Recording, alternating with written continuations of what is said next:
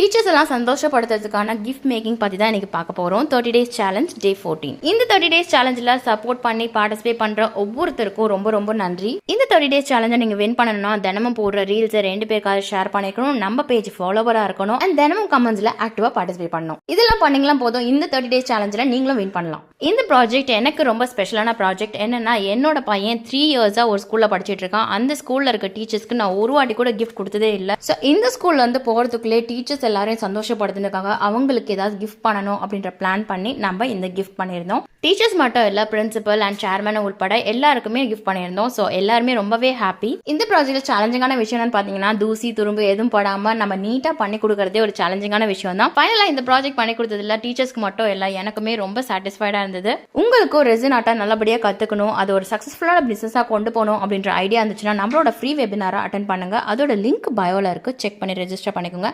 And friends and family members யாராவது resin ஆர்ட்டில் இன்ட்ரெஸ்டாக இருந்தால் அவங்களுக்கும் ஷேர் பண்ணுங்க. Thank you, bye. Dude, it was the craziest day of my life. Why?